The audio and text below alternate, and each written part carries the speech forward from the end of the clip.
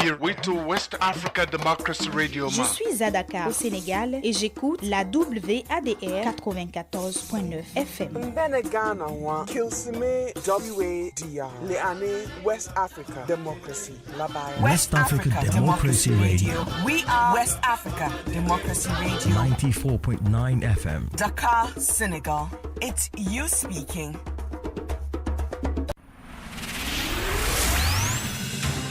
News, talk, music, get it all. 24 hours on West Africa Democracy Radio. 94.9 FM Dakar.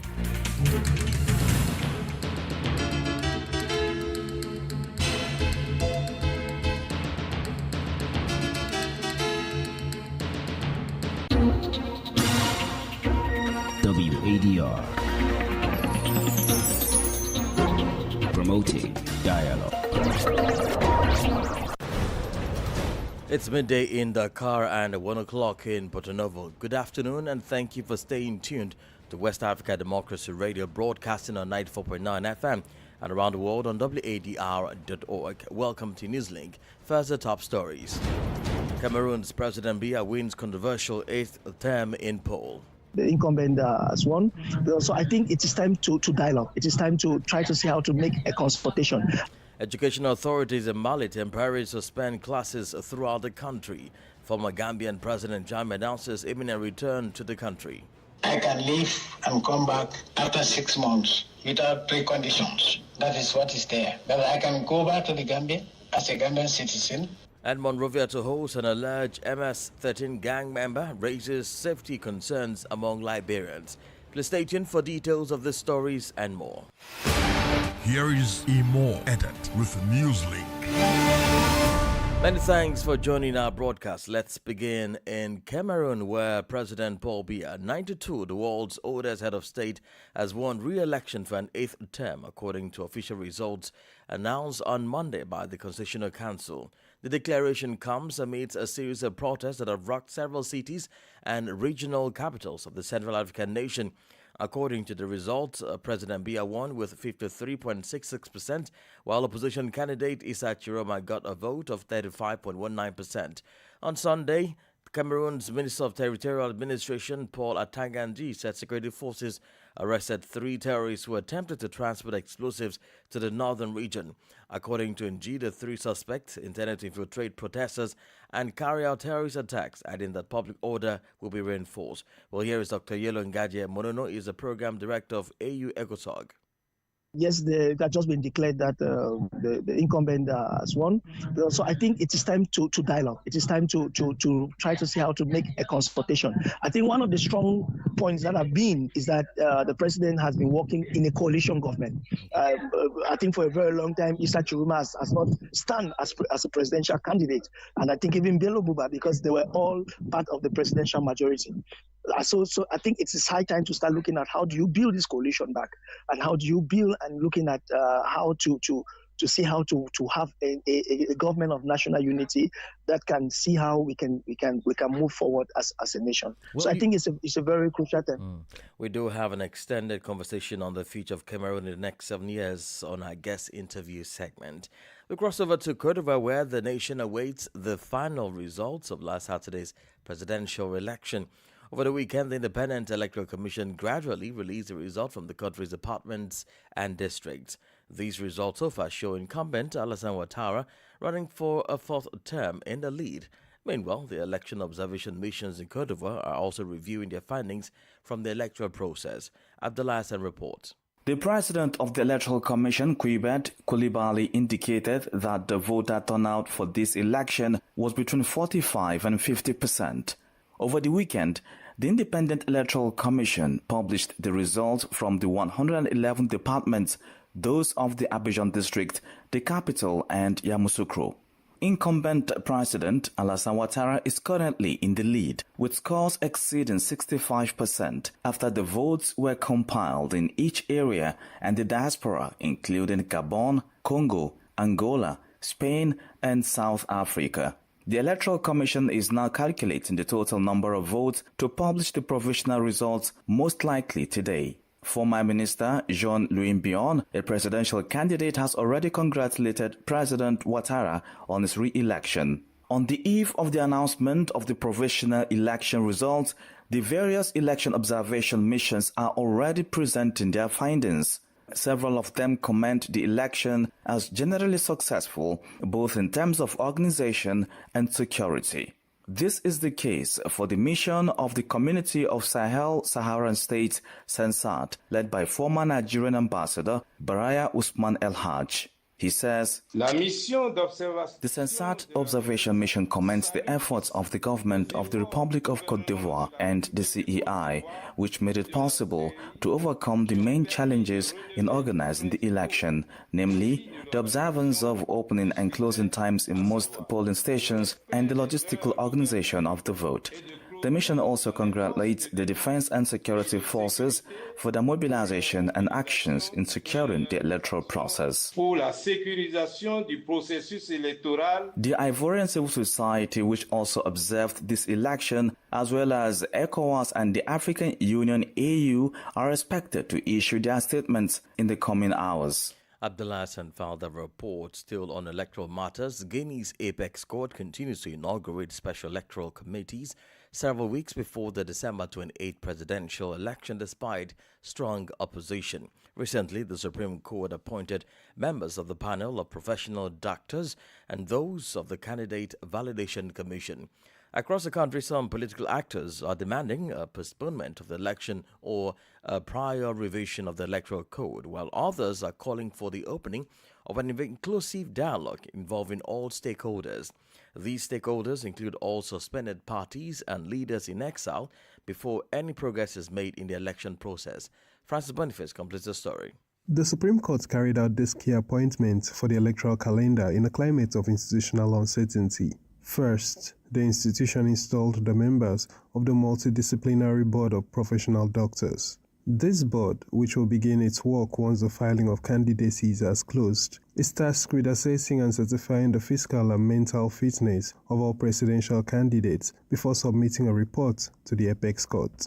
In a second decree, the President of the Supreme Court, Fode Bangura, formalized the appointment of the members of the Commission responsible for receiving and validating candidacy files. This commission is charged with reviewing beforehand the legal conformity of each file before any official approval. These technical steps contrast sharply with the political landscape, where tensions remain high as actors in the process are far from reaching a consensus. Some believe that this appointment proved that authorities are determined to push forward tightly controlled elections at all costs, while others see them as essential to keeping the electoral timetable on track. One key question that has surfaced in national debate is, can electoral units be installed while the legal framework is being challenged by major political actors in the country? No one seems to have the answer from the opposition or civil society, while the government races against time for what it calls an inclusive ballot on December 28th. WDR's Channel for Ibrahim about his report presented by Francis Boniface. More stories coming up on West Africa Democracy Radio. Newslink continues. We head now to Mali, where the Ministers of National Education and Higher Education and Scientific Research have suspended classes in all schools and universities as of Monday, October 27. According to the ministers, classes will resume on November 9, 2025. More details with Christopher Aticho. This decision comes following disruptions in fuel supplies, which affect the travel of those involved in the education system. The authorities say in order to ensure educational continuity and the smooth running of the school and university year, arrangements are being made to rearrange the calendar. Furthermore, the authorities assure that all efforts are being made to quickly return to normal in the distribution of fuel.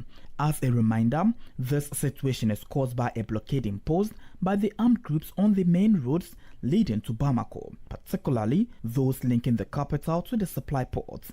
The Malian government says it has implemented an emergency response plan to restore fuel supplies. According to a statement from the Ministry of Transport and Infrastructure, logistical and security measures are underway to secure fuel convoys and resupply the capital as quickly as possible.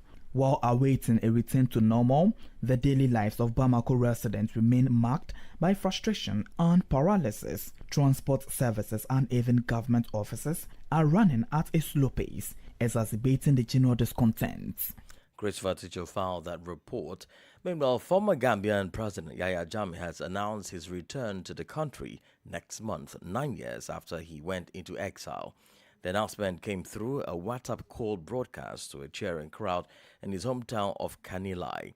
In a viral video, thousands of people, young and old, were seen at the square to listen to the broadcast. Sankle Janko has the rest of the details. Thousands of supporters gathered in Kanilai on Sunday evening to hear the voice of former President Yahya Jammeh for the first time in months. Speaking through a WhatsApp call that was played on a public sound system, Jammeh stated that the same agreement that led to his departure in January 2017 allows him to return as a Gambian citizen. It was agreed that I can leave and come back after 6 months without preconditions. That is what is there. That I can go back to the Gambia as a Gambian citizen, and there were so many things that were guaranteed. Jammeh mentioned former presidents Alpha Conde of Guinea and Mauritania's Mohamed Ould Abdelaziz as witnesses to the deal. To this effect, the former Gambian leader is certain to return to the country next month. 6 months turned out to be almost 9 years. And today, I want to announce to you that come November 2025, I'm coming back to the Gambia. Yahya Jammeh, who ruled the Gambia for 22 years before losing the 2016 election to Adama Barrow, has been living in exile in Equatorial Guinea. He has, through statements and audio recordings, from time to time prompted national debate, particularly among his political party. His announced return is likely to stir debate in a country still dealing with the findings of the Truth, Reconciliation and Reparations Commission into alleged abuses under his rule. Authorities could not be reached for comment. Sankle Janko filed the report. In Nigeria, hundreds of people were arrested overnight from Saturday to Sunday in several neighborhoods of Niamey, the capital. This was during an operation conducted by the Central Office for the Suppression of Illicit Drug Trafficking, codenamed GAQUA or SHIELD in English. Dozens of law enforcement officers under the command of the investigative unit raided drug dealers and consumption site in Niamey. More details with Augustine Colley. At the end of the operation, 300 people, including 294 men and 6 women, were arrested. Of these, 32 were taken to the Central Office for the Suppression of Illicit Drug Trafficking for drug trafficking offenses. 268 were transferred to the investigative units for offenses falling under their jurisdiction. Law enforcement officers seized several types of narcotics, including 7,061 tramadol tablets, 83 packets of cannabis, as well as hookah devices and related products. In addition, 18 motorcycles were confiscated during this operation. The objective was not only to make arrests, but also to clean up the city of Niamey, the epicenter of intense illicit activities related to narcotics. These drugs are supplied by numerous networks that distribute them to other regions. The operation also aimed to guarantee security and public order throughout the Niamey region. According to the Central Office for the Suppression of Illicit Drug Trafficking Activity report for the first of the year, the Niamey region ranks first with 1,104 individuals arrested out of a total of 4,157 nationwide, representing more than 26%. Augustine Colley filed that report. You're listening to Newslink on West Africa Democracy Radio, 94.9 FM Dakar, and online at wadr.org. Here is a reminder of our top stories. Cameroon's President Biya wins controversial 8th term in re-election. Education authorities in Mali temporarily suspend classes throughout the country. Former Gambian President Jammeh announces imminent return to country. And still ahead in the news, Monrovia to host an alleged MS-13 gang member raises safety concerns among Liberians. We do have the press review, a guest interview, and sports news. Please stay with us. West Africa Democracy Radio. It's you speaking. Don't forget, you can listen to us live on wadr.org and follow live streamings on YouTube and Facebook. Let's head now to Nigeria, where the government says it is on course to grow its economy to $1 trillion by 2030. The ambitious target received the endorsement of the National Economic Council last week. But while officials express confidence, some experts remain doubtful, questioning the feasibility of such a goal under current political and economic realities. Usman Mao reports from Abuja.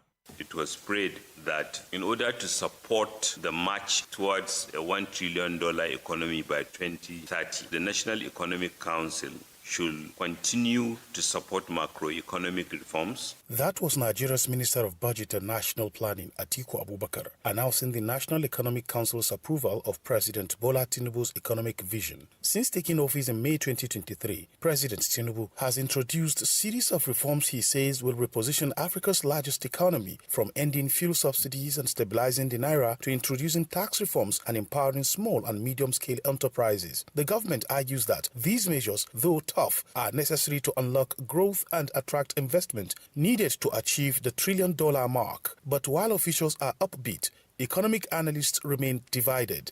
Former president of the Nigerian Bar Association, Olisa Agbakoba, describes the target as unrealistic under Nigeria's current system of government. He says the concentration of power at the center stifles innovation and productive competition among the states. 36 states are unviable. Some of these states don't have a penny unless the federal government releases what they call statutory envelopes, in which they've stuffed printed notes that have no value. So the governor has printed notes and is paying salaries, but those printed notes have no fundamentals. Another economic commentator, Kayode Richard, argues that without genuine efforts to cut the cost of governance and curb wastage, the $1 trillion dream will remain a political slogan rather than a measurable policy objective. I genuinely wish this government well. However, when they say that their goal is to build a $1 trillion economy, they are going about it the wrong way.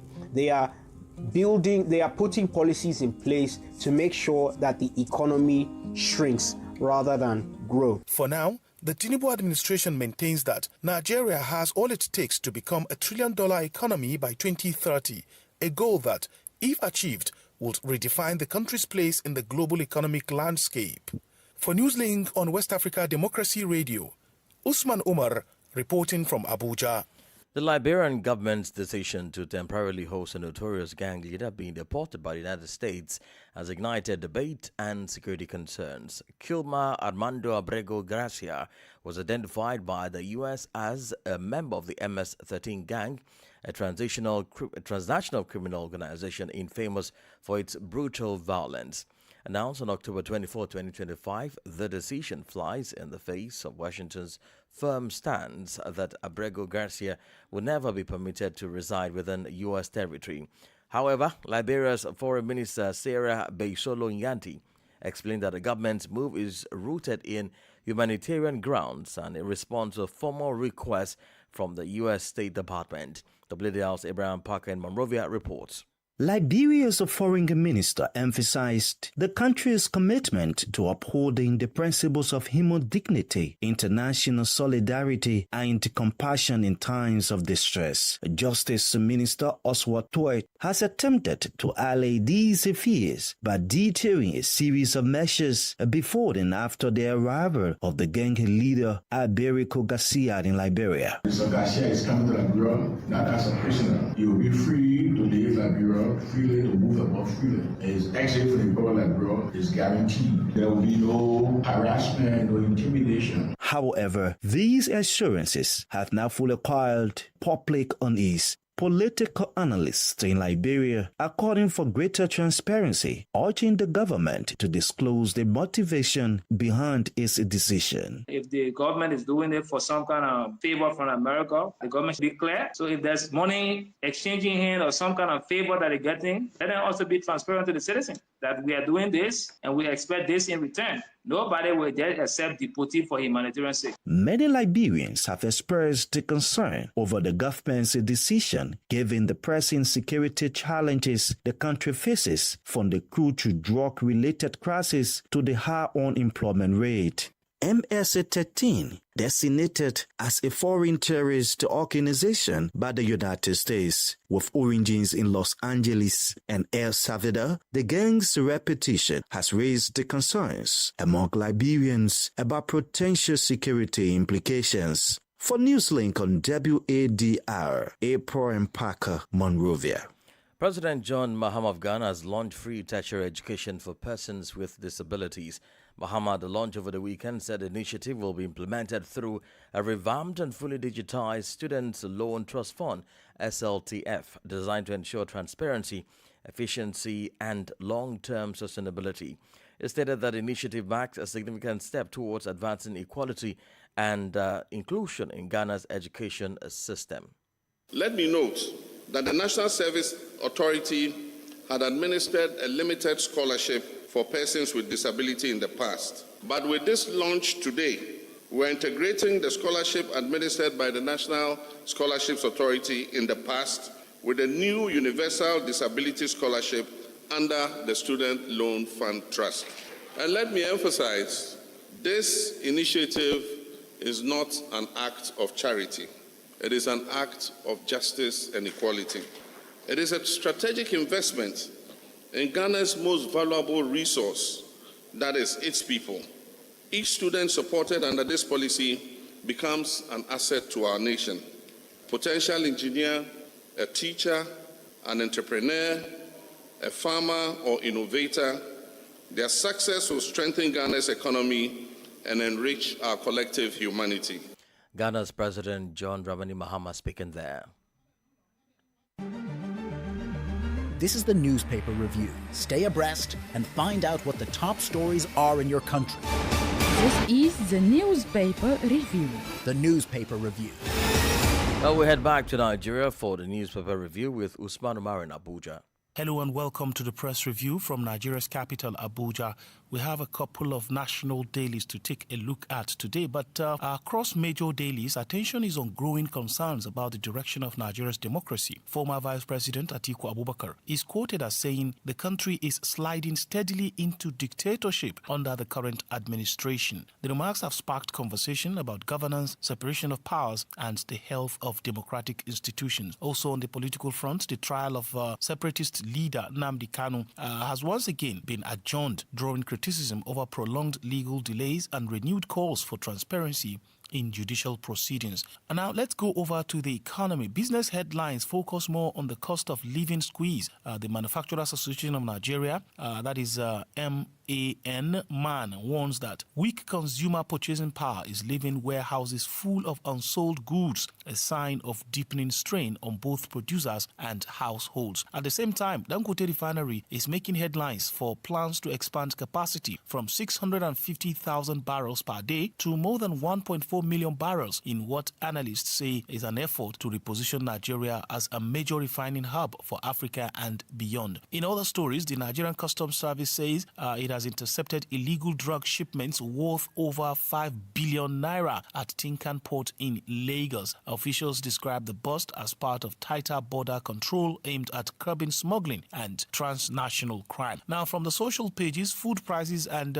food security dominate opinion columns, with several papers urging governments to act decisively to tackle hunger and stabilize supply chains before the year end. And in party politics, the People's Democratic Party remains in the news, rejecting a proposed consensus deal for its national chairmanship position. The camps of Nyesom Wike, that is the Minister of the Federal Capital Territory, and Tanimu Traki are reportedly at loggerheads as internal divisions linger ahead of the 2027 elections. Meanwhile, the National Assembly's Constitutional Review Committee is considering a proposal for an additional state in Nigeria's southeast zone, a move supporters say will promote inclusion, while critics view it as politically motivated.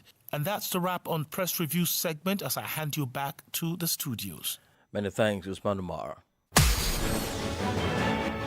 Politics, analysis on major news, social matters, and all. This is A Guest. Now back to Cameroon, where President Paul Biya has been re-elected amidst protests extending his more than 4 decades in power. At 92, Biya remains one of the continent's longest-serving leaders, and his re-election has sparked both reflection and debate across the region. As Cameroon enters another 7-year term under his leadership, questions arise about what lies ahead, from governance and security to the economy, youth unemployment, and political succession. What does this new mandate mean for Cameroonians? What expectations, challenges, and opportunities define the years to come? To help us unpack this, we're joined by Dr. Eyole Monono, Program Director at AU ECOSOG.